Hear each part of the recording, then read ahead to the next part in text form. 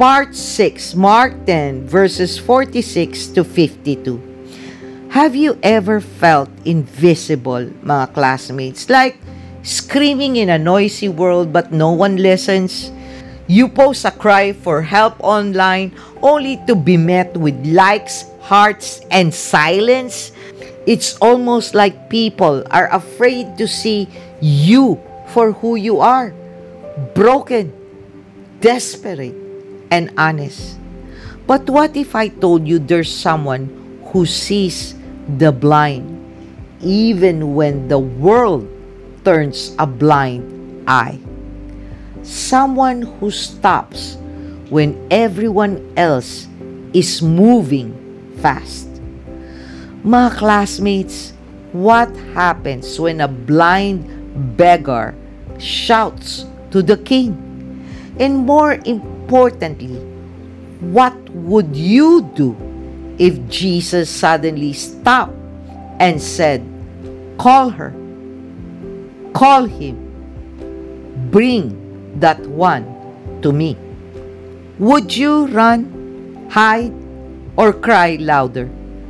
Let's dive into one of the most eye-opening encounters in the Gospel of Mark.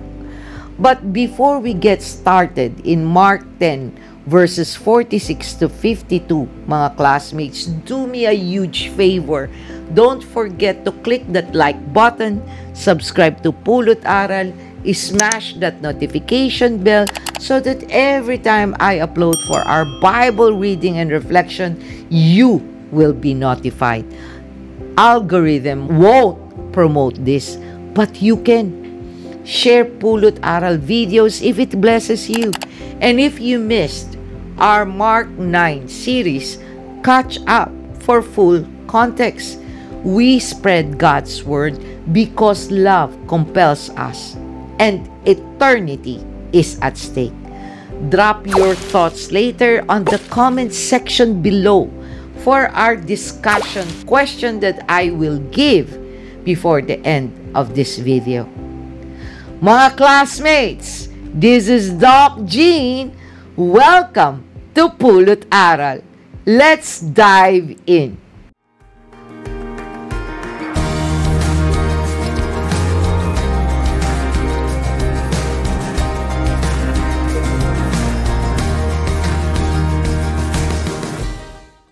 Before we start, mga classmates, with our eye-opening discussion about Mark 10, let's pray and have the Holy Spirit bless us with discernment, concentration, and desire to finish reading Mark 10 all the way.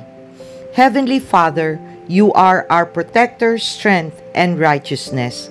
Guide us, Father God, that we don't get bored, distracted, and deceived by your enemies as you mentally remind us that we should put on your full armor, Father God, so that I and my classmates can take our stand against the devil's schemes.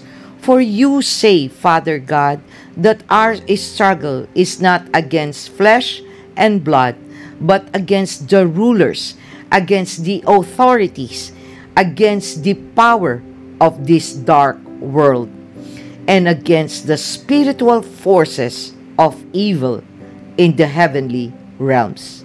So bless us with your presence, Father God, that any of my classmates you brought here to watch this video has a conditioned heart to make them hear what you want them to hear and see what you want them to see.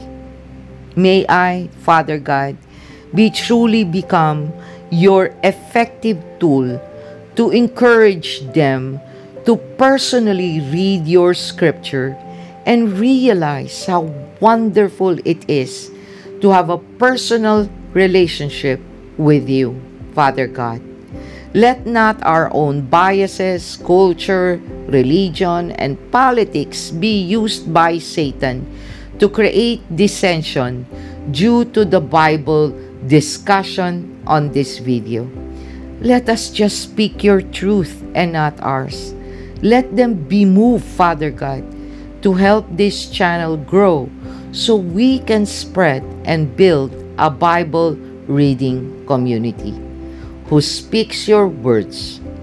Increase our desire, discern well, obediently do, and delight more to live a life according to your will. This we ask through Christ our Lord. Amen. Before we start the general overview and context, let's first read Mark 10 verses 46 to 52.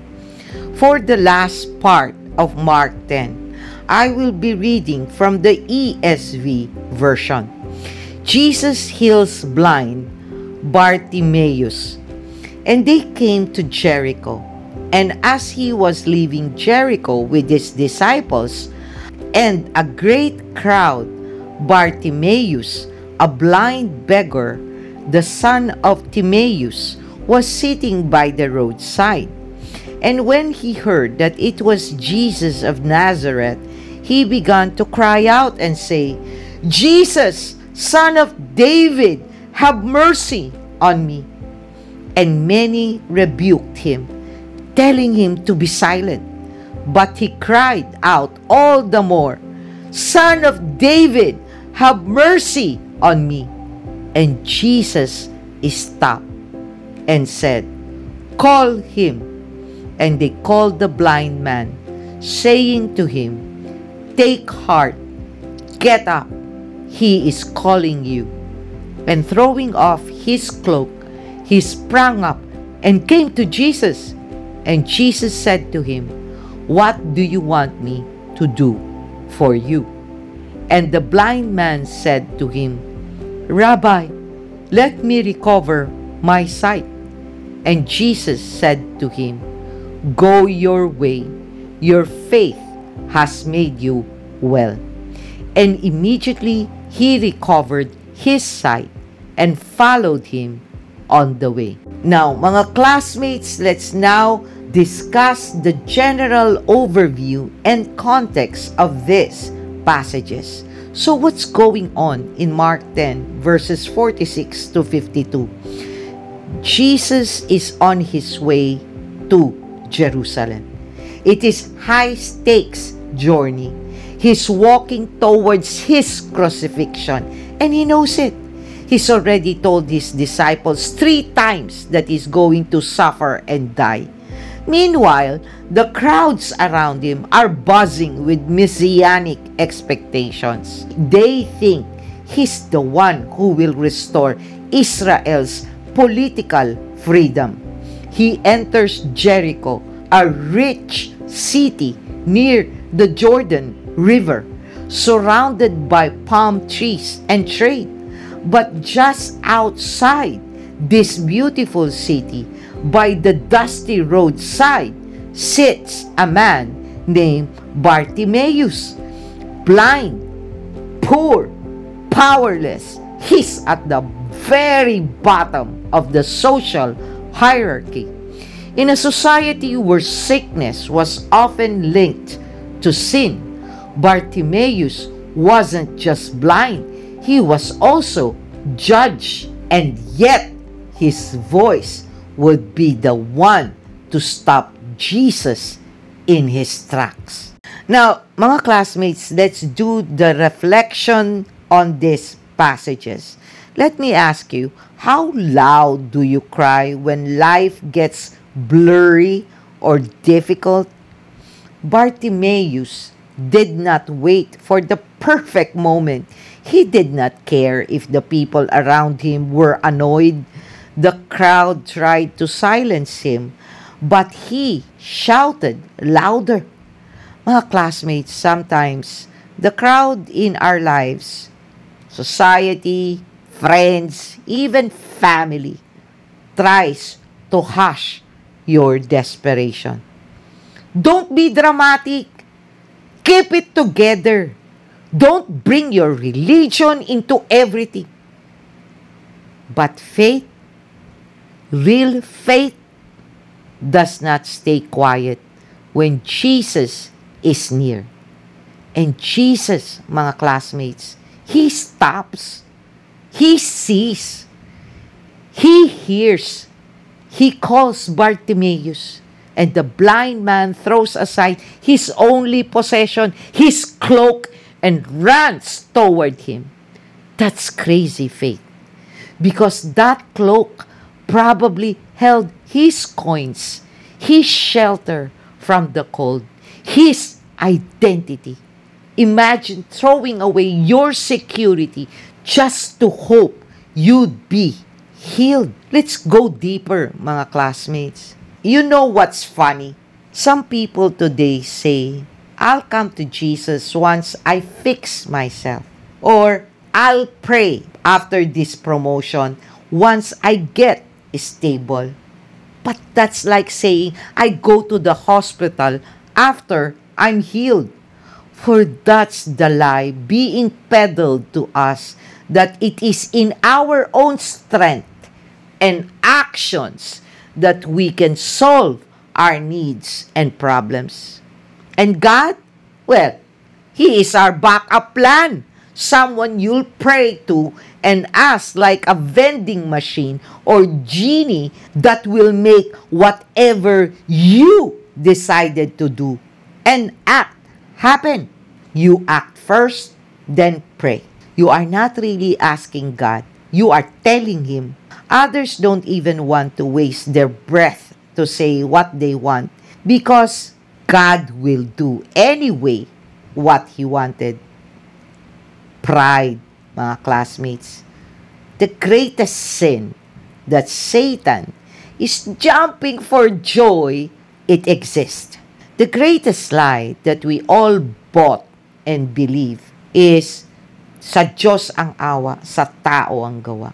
No wonder we are stressed and exhausted all the time, for we continually believe in this lie.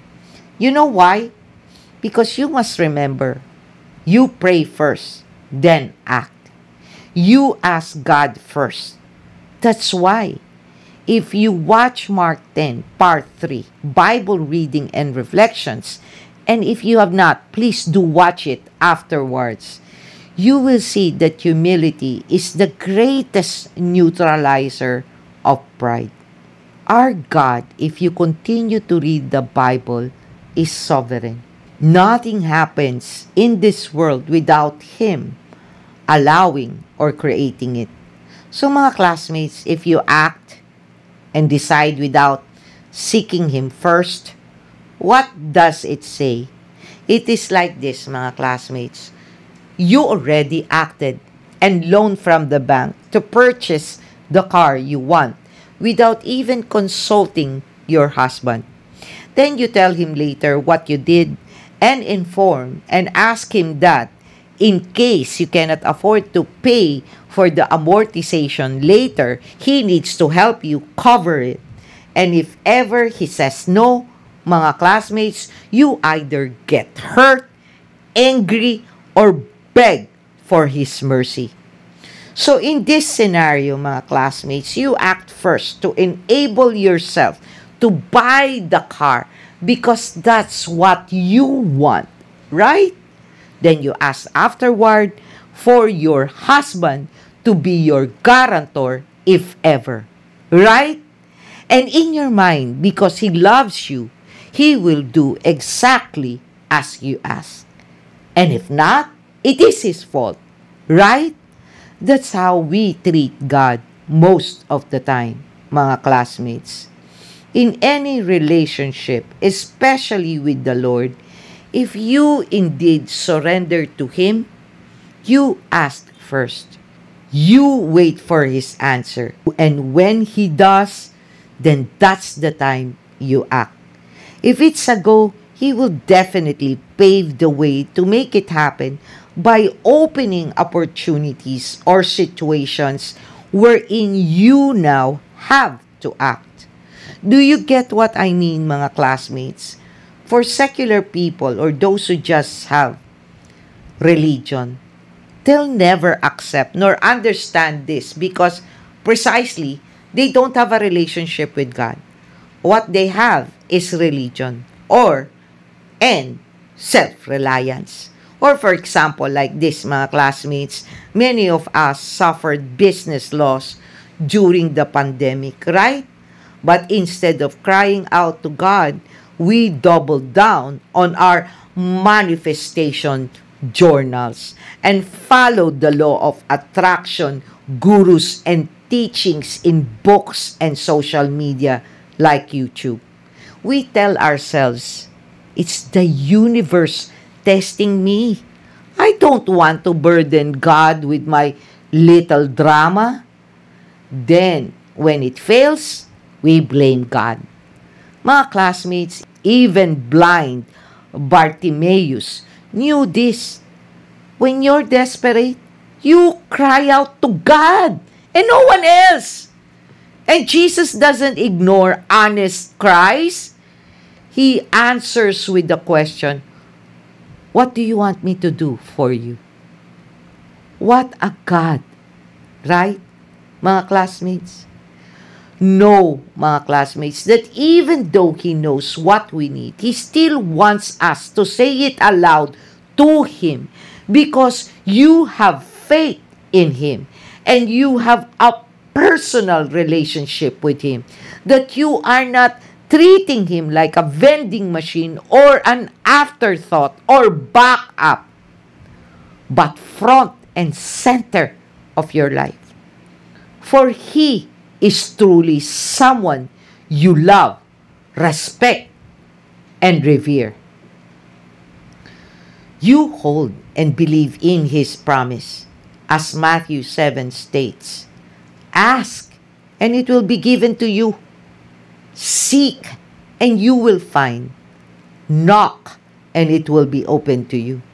Matthew 7 verse 7.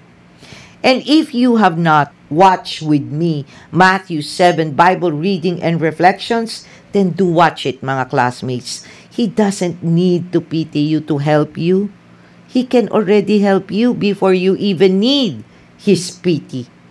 That's why, mga classmates, until we realize the importance of building a personal relationship with our Lord, this lie, sa Diyos ang awa, sa tawang gawa, will always be true to us. Here's our question, mga classmates. Are you willing to entrust God with your decisions and be willing to wait for His answer before you act? Comment below.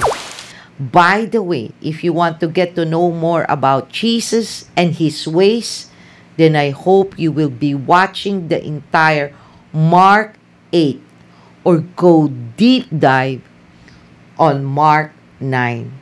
If you have not seen them yet, thank you for joining me, mga classmates, in today's Bible reading and reflection from the Gospel of Mark 10 verses 46 to 52. Keep your faith steadfast.